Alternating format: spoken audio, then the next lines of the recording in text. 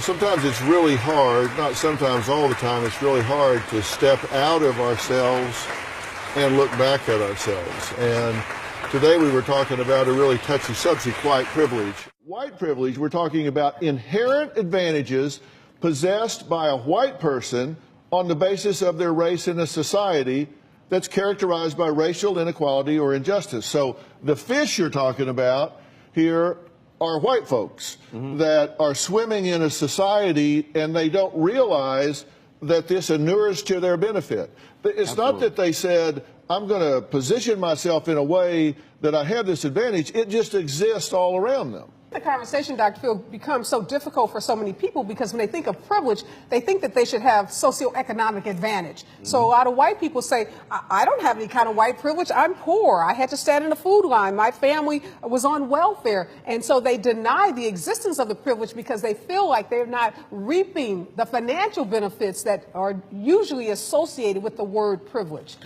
Why do you think white people feel so defensive about this? Because you heard me say at the top, don't turn the channel, because a lot of people said, oh, here we go again. Okay, why do you think people feel defensive about this? I think white people were raised to think of ourselves as good people. And we are good people. And there is a moral thorn if you hear that you have had some things in your life that you didn't deserve, you didn't earn, but they came to you. So we're quite fragile on the subject, and whites are often defensive. One of the things about white privilege, white people don't realize they have it because it's inherent, so they don't think about it. It's not this, they never had the encounter. For example, I get pulled over by the cops. I've had, anything from get out the car and do all of that stuff, or simply asked, how do I afford this car? I happen to drive nice car. Like, I don't think any white person has ever had that happen, where a cop pulls you over in a BMW and says, how do you afford this car? Like that. So they don't realize it because they've never had that encounter, and they're like, well, that doesn't really happen, and well, it does. I'm glad you brought that up, because I want to talk about a few examples so you guys understand what we're talking about. This is what we mean when I say it doesn't mean that you're racist. It doesn't mean that you've done something wrong. It just exists. These are some examples of what I mean by white privilege. You have white privilege if you can say, I am accurately represented in almost every movie. Okay, now that doesn't mean you did anything. It just means the fact of the matter is, in America, white people are almost always accurately represented in any movie that you watch. Another example, I can go shopping with the comfort of knowing that I will not be followed or harassed.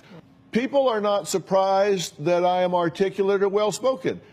I can use checks or credit cards and count on my skin color not to work against my credibility.